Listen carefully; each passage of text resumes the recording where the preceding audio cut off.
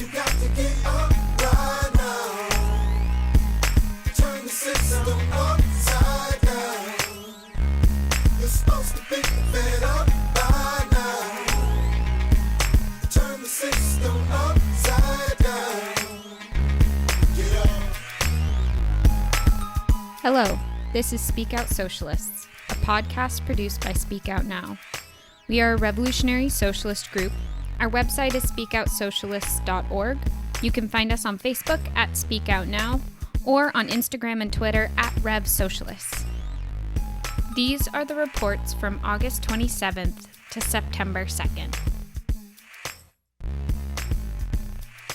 Mr. Rogers versus Darth Vader. The made-for-TV conventions of the Democratic and Republican parties were held to convince us to vote for them. Each promised to save us from the horrors of the other. To appeal to everyone, both parties brought in a wide range of people: workers, farmers, women, immigrants, small business owners, people from every ethnic and racial group and many religions, Republicans for Biden, Democrats for Trump, each praising their candidate. Joe Biden was portrayed as a man with decades of government experience and more competent and presidential than Trump. Mostly, he was presented as a kind man who cares about all people, like Mr. Rogers, the character from the children's TV show. Donald Trump needed a character makeover because for many, he is like Darth Vader in Star Wars. The goal was to change his image into the man who cares for people. Supposedly, he is the man who cut through government red tape to get things done, and is the savior of all small business people, ranchers, workers, and more. The Democrats portrayed Trump's open racism, his contempt for women, his attacks on immigrants and refugees, his denial of science when it comes to the COVID-19 pandemic and global warming, and his disregard for democratic rights. Their message was one of doom if Trump is reelected. The Republicans presented the horrors they claimed would follow if Biden were elected. It is their nightmare version of what they call socialism: attacking people's freedoms, cities overrun by anarchists and rioting, more regulations that will crush businesses, attacks on religion, and open borders with immigrants taking jobs. So what's the choice we are being given? We have to think of the reality we are facing. We are facing the highest unemployment in most of our memories, and predictions are that many of these jobs will be eliminated. Tens of millions of people are facing the threat of eviction and hunger. It's a real crisis, despite Trump's arrogant claims that the economy is recovering, just like his claims that he has dealt with the virus and climate change as a hoax. His declarations are blatant lies, aimed at covering up reality, but some people believe him. The racism of Trump's regime is clear. When Pence spoke at the convention, he denounced people who have been protesting police brutality. He talked about the federal agent who was killed while guarding the federal building in Oakland at the end of a demonstration. He didn't say the shooter was a follower of the racist Boogaloo ideology. This is an administration that shows support for racists, claims that things are getting better, denies the devastating reality of COVID-19 and global warming. What does this mean for the election this year? Should Trump be removed from office? Without a doubt. But to believe that Biden will deal with the real problems we face is to deny reality. The reality is that this system of capitalism is responsible for the problems we face. We face a system that is driven by the production of profit for the 1% rather than meeting the needs of the majority. The basis of this society is inequality, control, and ownership by the 1%. And the poverty and the racism that is used to divide us are a result, as are the wars that rage to control the world's resources and the systematic destruction of the environment. Both parties are organized to maintain and defend this system. Their politicians will not address its failings, no matter what they say or claim to do. So the real work of changing the conditions of our lives and the lives of generations to come rests on us, not on our vote. That's the real choice that lies ahead of us. Belarus, the power of workers. The people of Belarus are showing the power they have and the potential for even greater social change. Since August 9th, President Alexander Lukashenko has been under siege by the people of Belarus, who are demanding his departure from power. He has been president since the office was established in 1994. He claims to have received 80% of the vote this year. The opposition says that's ridiculous. After initial small protests, the government cracked down, arresting thousands and beating and torturing others. From August 13th on, a truly mass movement has developed. Some protests have included hundreds of thousands, and the police and military have temporarily stood down, even releasing many of those detained. But unlike some protest movements, made up of mostly students, in this case, workers have started taking action in their workplaces. Thousands of workers at major tractor and automobile factories have struck, some holding factory-wide meetings. They struck not only for pay, even though their salaries are barely enough to meet their needs. These were workplace strikes with political purposes. They struck to protest the state's repression and to show solidarity with the protests demanding a new and fair election. As one striker at a state-owned construction company said, quote, "Why am I not going back to work? I simply cannot forget what has happened. I cannot. I saw 10 police officers beat up one person. I cannot forget that," unquote. These strikes have forced management to threaten workers, doing everything possible to force workers back to work. Because they, the business owners and the political leadership, know that if workers stop working, then they cannot continue to rule. While this struggle seems to be nowhere near over, the working class of Belarus is showing us the potential power that we have. Workers in Belarus, the United States, and other countries all have power, if we choose to organize and use it. The working people of Belarus are giving us just a taste of the possibilities. Lucky to have a job. Quote, "We should feel lucky that we have jobs," unquote. This is something that we might be hearing a lot at this point. We might even say it to ourselves. With the historically massive jumps in unemployment since the pandemic hit in March, it is understandable why this idea gets repeated often. But this is a lie. Whether we work in healthcare, public transportation, delivery, production, construction, or anything else, we work extremely hard for whatever we get. This is true despite many of us getting celebrated as essential workers. In fact, many of us are working harder with less staffing and supports than before, often without the safety protections that we and our loved ones deserve. Our communities might regard us as essential workers, but our bosses seem to treat us as disposable workers. It isn't a matter of luck that any of us still have jobs. It is our blood, sweat, and tears. But now, on top of that, for some of us, having those jobs is also a matter of putting our lives and those of our loved ones at risk as we are exposed to unsafe working conditions. At the same time, it isn't a matter of luck how the super rich have capitalized off of this crisis. It is a matter of their relentless greed. Since when the pandemic began in mid-March, the 643 top billionaires in the U.S. saw their incomes grow by $685 billion. That's more than $1 billion apiece. For those of us who have lost our jobs during this recent economic downturn, it is not a matter of us being, quote, unlucky. It is a consequence of a system that treats our lives as disposable to sacrifice our jobs to the invisible gods known as the economy, while pressuring those who still have jobs to work harder. We cannot afford to see our futures being governed by the luck of where we find ourselves in the economy at this point. It may seem difficult to imagine, but we have to find a way to stand together to get what we need and deserve. Our lives and livelihoods, whether we have a job or are unemployed. When we stand firm alongside each other, our odds to transform our situation greatly improve. The reality is, it is the 1% that should feel lucky. They are lucky that we have to put up with this insanity for as long as we have. The NBA Walkouts and Obama. After the police shooting of Jacob Blake in Kenosha, Wisconsin, NBA players took action.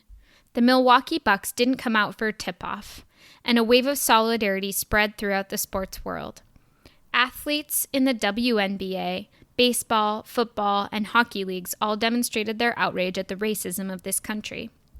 Former President Barack Obama met with several NBA players, including LeBron James and the Players Association President Chris Paul. Initially, the Bucks and Los Angeles Lakers wanted to call the entire season off, but Obama encouraged the players to play, and the players did just that. These professional athletes said, in effect, quote, "No business as usual while these racist police attacks continue," end quote. They are passionate about the issue, and they were following the lead of hundreds of thousands of people protesting since the cop murder of George Floyd in Minneapolis.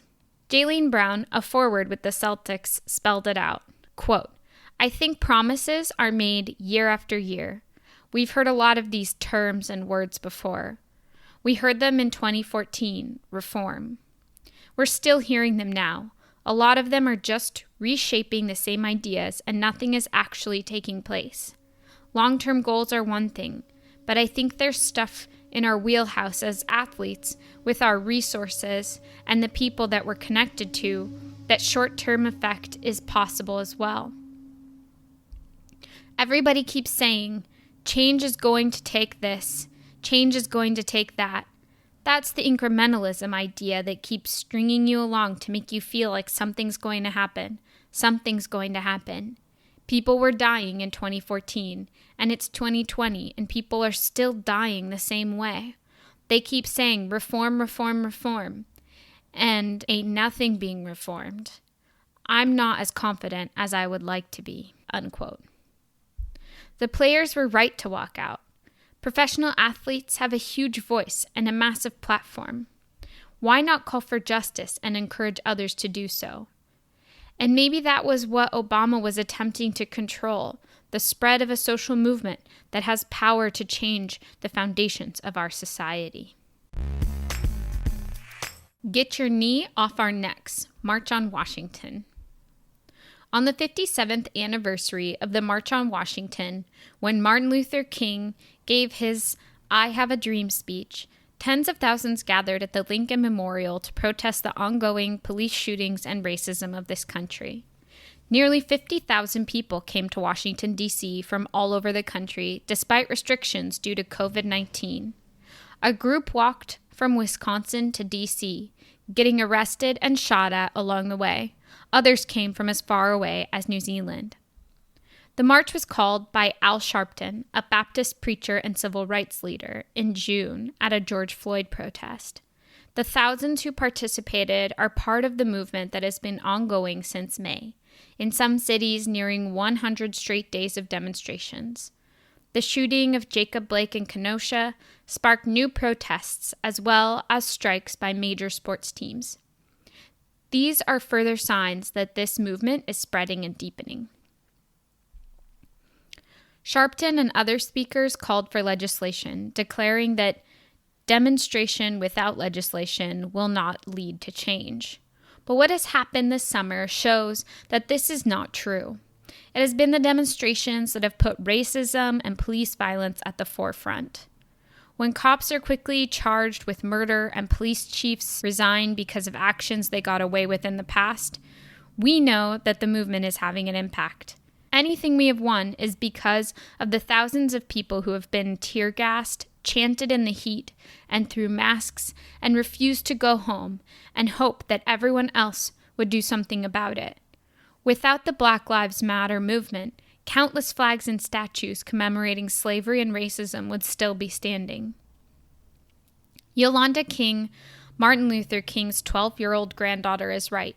We must be the generation to decide we will end systemic racism, police brutality, and gun violence, save our planet from the climate crisis, and end poverty once and for all. We cannot settle for anything less than the world we deserve, and we must look to each other, in the fight for our lives. Hurricane Laura, a climate change disaster. As if the stressors of COVID weren't enough, residents in parts of Louisiana are dealing with significant damage to homes and workplaces, power losses, and lack of clean water after Category 4 Hurricane Laura ripped away power lines and destroyed water plants. All this while the state is experiencing some of its hottest days of the year. Add in the combination of heat, humidity, and rain, and the recovery is predicted to be slow, with spiking numbers of heat-related illness and heavy flooding. The hurricane has already left at least 16 dead in the U.S. and killed over 20 in Haiti and the Dominican Republic. And Hurricane Laura is only one of more than a dozen Atlantic storms in what forecasters have called an extremely active 2020 season. In fact, this hurricane season is setting records with a possibility of more storms than the World Meteorological Organization even has names for. Plus, the season hasn't even reached its peak. This is likely just the start of the disasters to come. These storms are a result of warmer waters in the North Atlantic Ocean and Caribbean Sea, which have continued to warm with record summer temperatures. With this increased heat, there's more energy available for a hurricane to spin up, grow, and intensify. Additionally, since warmer air holds more moisture, the storm resulted in greater rainfall.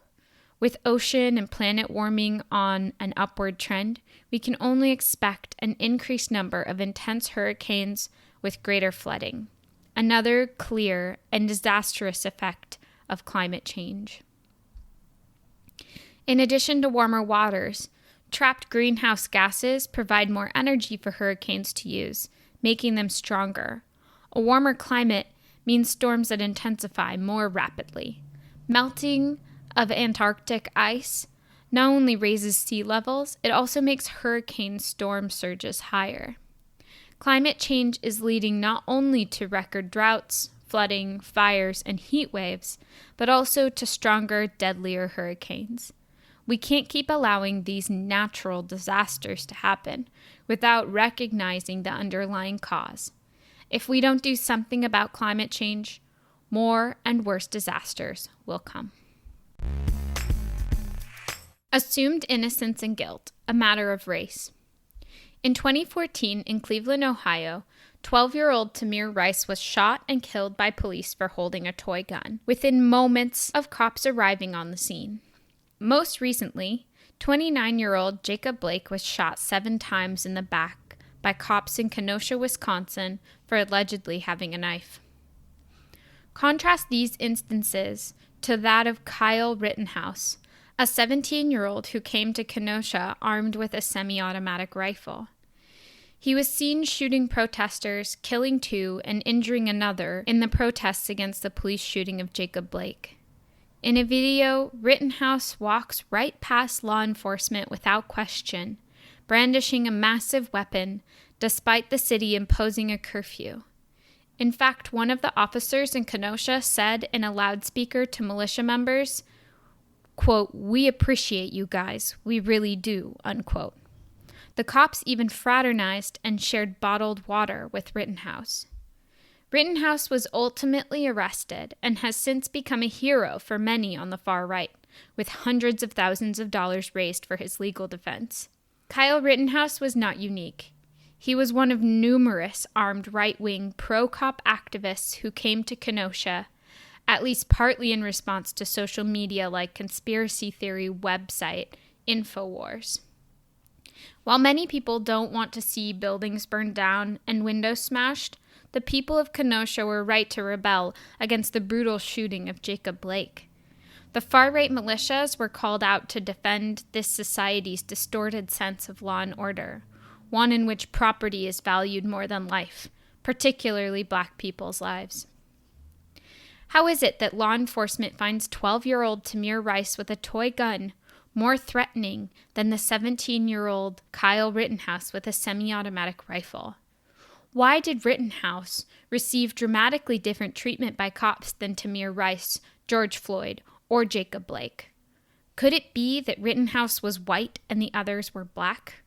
Could it be that there has been a growing overlap between far-right white nationalist forces within the ranks of police departments across the country?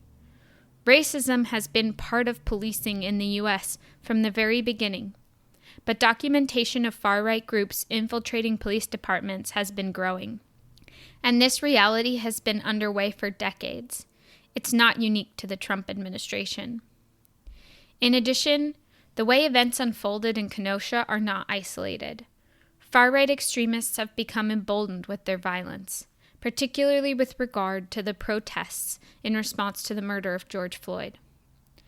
There's been a bomb plot against Black Lives Matter protesters in Nevada, the targeted killing of a federal court security officer with the intent to incite a civil war by a member of the Boogaloo Boys in Oakland, California, and a Ku Klux Klan leader driving his car into a crowd of police brutality protesters in Virginia. What does it mean to talk about justice in this society?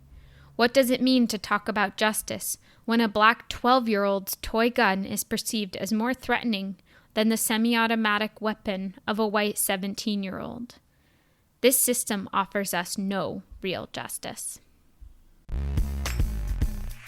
Boycott sends shockwaves through professional sports as NBA players demand justice for Jacob Blake.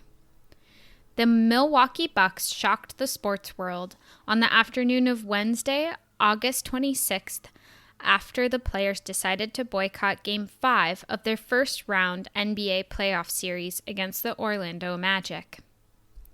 The team decided to boycott the game to put pressure on the authorities to bring justice for Jacob Blake, the unarmed black man who was shot 7 times in the back by police in Kenosha, Wisconsin, and is now paralyzed from the waist down.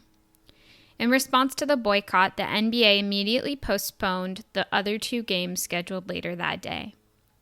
Their protest spread rapidly, inspiring other players from the NBA and other athletes to act in solidarity. After hearing the news of the Bucks' boycott, Milwaukee's professional baseball team, the Brewers, held a team meeting and decided to boycott in support of the actions taken by the Bucks. Both teams felt the situation in Kenosha hit close to home and they needed to take a stand, given Kenosha is less than an hour outside of Milwaukee and parts of their fan base come from the area. Within a matter of hours, 3 other Major League Baseball games were canceled after players decided they weren't going to play. Players from the women's NBA, WNBA demanded all games be canceled in solidarity. Players from Major League Soccer initiated boycotts, and players from the National Hockey League followed suit a day later. Naomi Osaka, one of the top female tennis players in the world, also refused to play her match that week. NBA players were right to stand up against the racist police violence of this society. They're confronting how to take a stand against this society while also being conscious of the fact that their play can be a distraction from the larger societal issues we face. They decided that the NBA's corporate Black Lives Matter initiative was not going to make a difference. They decided they needed to take action on their own. There is a lot to learn and reflect on from what has happened. It shows how the act to stand up and take action can elicit a response across the population, and that things can change very quickly. Within hours of individuals on the Bucks initiating this, they had sparked a process that shut down professional sports across the country and intensified the national spotlight on the attempted murder of Jacob Blake by police. We are living in a society that is deteriorating from COVID-19, the economic crisis, and the brutal racism that it relies upon. People see that, but may be afraid to take the first step, thinking others will. We can learn from the NBA players that said, enough is enough. But we can also see that we need to get organized. The better organized we become, the better chance we will have to influence society and make lasting change when these moments do arrive and people are ready to take a stand. Tip of the iceberg, voting rights attacked in Tennessee. The saying goes, if voting changed anything, they would make it illegal.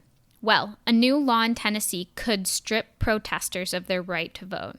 Last Thursday, Republican Governor Bill Lee signed Bill HB 8005, which states that protesters who camp on state property can face felony charges, leaving them unable to vote in Tennessee. The Republican Party's intention is twofold: increasing repression and intimidation of demonstrators in line with Trump's classifying protest groups like Antifa as terrorists, as well as restricting voting rights leading into the presidential election. In discussing the bill, Republicans were clear that it would be used to stop protests and break up demonstrators' autonomous zones. At the time of its signing, one such protest was camped outside Tennessee's state capitol. This attack comes with an onslaught of other measures that have restricted democratic rights. We've seen the rounding up of people by federal agents in Portland and threats to do the same in other cities. Deeming protesters as terrorists has essentially stripped them of all legal rights. Republicans have attacked democratic rights for years by increasing restrictions to voter registration. Recently, they have added to this attacks on the Postal Service to try to prevent people from voting by mail during a pandemic, as well as a plan proposed in May for a polling monitor force of 50,000 people who will keep an eye on, quote, voters deemed suspicious, unquote. And it's not hard to guess who they will deem suspicious: people of color, students, and others likely not to vote for the Republicans. But this is just the tip of the iceberg. The saying above isn't far from the truth. In times like we'd had up till this year, times when the majority accept the brutality of racism, inequality, and a gambit of social ills without much resistance, only in those times are we given access to democratic rights. When we are complacent, we can be given room to vote or even speak out against our problems. But when we come together and start to resist as people have done recently, those rights go out the window. During the civil rights movement, every organization was infiltrated, monitored, and sabotaged by government forces. Protesters, like they are now, were beaten and shot at. This government is showing us once again, in this system, we are allowed democracy as long as we don't use it. In Tennessee, they've shown us that the only way we can have democratic control over society is if we organize it ourselves. CDC, ignoring science, appeasing the Trump administration. As numbers of new U.S. infections, hospitalizations, and deaths continue to remain high, as U.S. schools reopen and workers are called back into work, and as second waves of infection have begun to show up internationally, the Centers for Disease Control and Prevention, CDC, abruptly changed its COVID-19 guidelines and is recommending less testing in the U.S. The CDC has now issued guidelines saying that, quote, if you have been in close contact within 6 feet of a person with a COVID-19 infection for at least 15 minutes but do not have symptoms, you do not necessarily need a test, unquote. This came as a huge shock to medical and public health experts across the country because these new guidelines will mean fewer people with a known exposure to the virus will get tested. This is the exact opposite of what experts have been recommending for months, and it completely undermines any attempt to get outbreaks under control. Immediately in response to the CDC's announcement of the new guidelines, the American Medical Association issued a formal response, claiming that the new recommendations are nothing but, quote, a recipe for community spread and more spikes in coronavirus. The recommendations to the CDC for the new change came straight from the Trump administration's White House Coronavirus Task Force. When challenged about the new guidelines, Brett Greeror, the administration's coronavirus testing czar, confirmed that the recommendations did come from the task force and said that all members of the task force were part of the discussion and stand behind the new recommendations. But it turns out Dr. Anthony Fauci, the government's top infectious disease expert, was undergoing surgery during the final discussions and did not know that a final decision was being made. After the CDC announced the new changes, Fauci told CNN that he did not agree with the new recommendation because it could send, quote, the wrong message and will give people the incorrect assumption that asymptomatic spread is not of great concern when in fact it is, unquote. The only thing that will decrease due to the CDC's new guidelines are not the number of infections or hospitalizations or deaths, it's the number of people getting tested and the number of reported positive cases. This is exactly what the Trump administration wants, for the number of reported cases to go down. There is nothing in the new recommendations that instruct those who have been exposed to the virus but have no symptoms to stay home and isolate for 14 days. The only recommendation is to monitor whether symptoms develop. But if people who have been exposed to the virus are asymptomatic and do not get tested, then they will be much more likely to go about their lives normally and infect many more people. This is not neglect or ignorance, nor scientific disagreement. This is absolutely inhumane. The result of the Trump administration's pressure to get the CDC to issue this change is undeniable. It will lead to more deaths. There's a word for actions that knowingly lead to the death of innocent people: murder. With any luck, the health departments of states and counties will ignore these completely vicious new guidelines. Breaking deadly records, the U.S. healthcare system. During the spring of 2020, an estimated 5.4 million people who lost their jobs also lost their health insurance. The only other time in recent history when so many people lost access to coverage was during the 2008-2009 recession, when 3.9 million people became uninsured. The U.S. has managed to break its own record by 39%. Some studies are projecting that a total of 10.1 million people will have lost access to health care by the end of 2020. The Trump administration has done nothing but ignore this issue. Instead, from the beginning, it has attempted to destroy the U.S.'s already weak public health care system. Many people will have no choice but to purchase their own health insurance, which is just a slap in the face at a time when over 30 million people are currently receiving unemployment, and the country is experiencing the worst economic crisis since the 1930s. Others will have to depend on the already overextended and underfunded public healthcare system, and many will simply refrain from getting care, making this public crisis a lot worse. But while millions of people experience massive instability, the largest health insurers in the country have been making record profits since the beginning of the pandemic. Anthem, Humana, and others have doubled their profits since last year. These companies have saved millions of dollars by not having to pay for expensive elective surgeries that have been postponed. They have also benefited from reduced visits to ERs and primary care clinics. There's absolutely no reason, other than the drive for profit, that these companies shouldn't be forced to ensure access to health care for all. In any period, this number of uninsured people would be disastrous.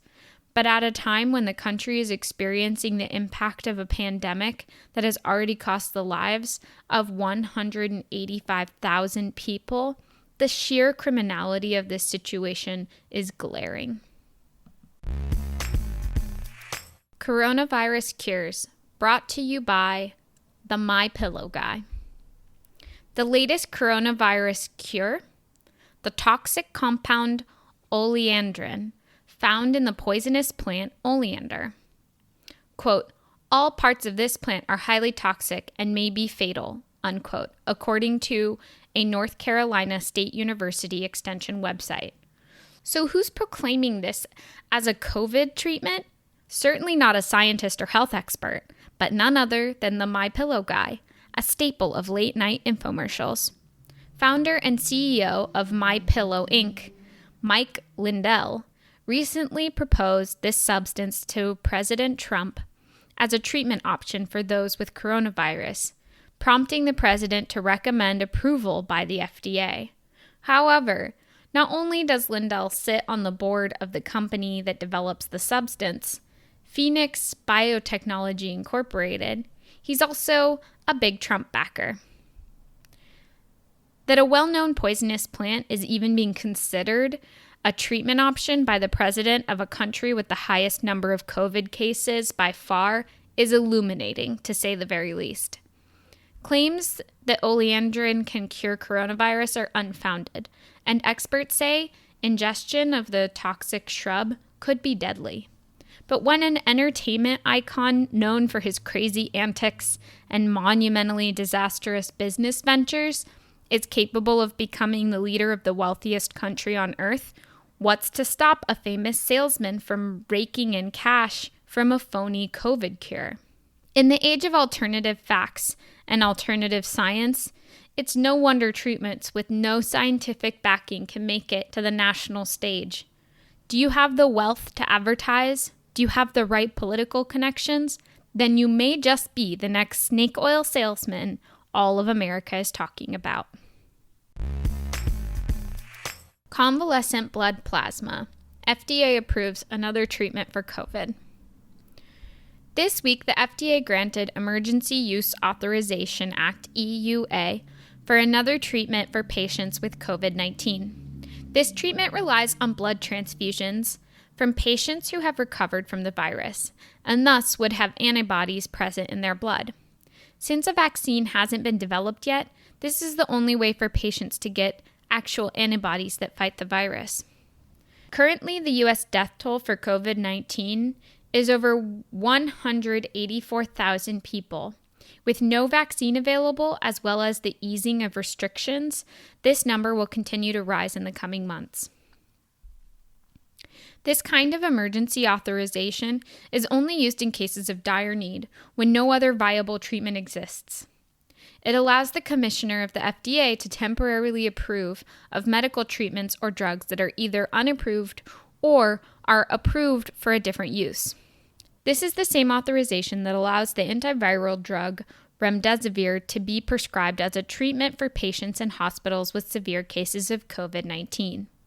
A recent study conducted by the Mayo Clinic and sponsored by the National Institute of Health showed that treating patients that had severe cases of COVID-19 with blood plasma improved mortality rates. However, this study did not include a placebo group against which to measure this data. This exclusion makes it impossible to determine efficacy rates and exactly how much this treatment helps those in need.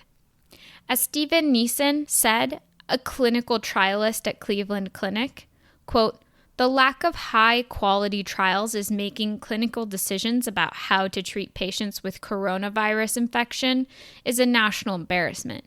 Here we have another non-randomized study, NIH-funded and uninterpretable," unquote. While this could be a promising treatment for patients suffering from the coronavirus, due to the missing data, we only know that blood plasma has a potential to save lives, but not that it will. It is irresponsible to tout this as a cure at this point. Postal workers resist attack. Postal workers in Tacoma, Washington, according to reports by local media, defied their top management last week by reconnecting the sorting machines which post office bosses had ordered shut down. Postal officials claimed that increasing efficiency required eliminating sorting machines in many locations around the country. But taking the machines out of service immediately delayed mail in some locations by as much as a week, impacting essential deliveries such as prescription medicine. If the removal of essential mail delivery equipment is not reversed, voting by mail will be undermined. Voting by mail, a necessity in the face of COVID, is something that Trump wants to prevent in order to improve his election prospects. U.S. Post Office CEO Louis DeJoy admitted that eliminating sorting machines had indeed slowed mail, but said that he would not order the reinstallation of the dismantled machines. However, in at least a few places, that seems to be happening anyway, as a USPS spokesman revealed on Monday, August 24th. Postal workers around the country have loudly protested not only the decommissioning of essential equipment, including neighborhood mailboxes, but also cuts to overtime, which contribute to mail delays. Many postal workers have had to miss work because of COVID. So offering the remaining workers overtime is necessary to fill in the gaps and also to deal with the increased package shipments. Postal workers who stand up against the attacks on their jobs and the services we all need are doing the right and necessary thing. Our website is speakoutsocialists.org. You can find us on Facebook at Speak Out Now or on Instagram and Twitter at RevSocialists. Thanks for listening.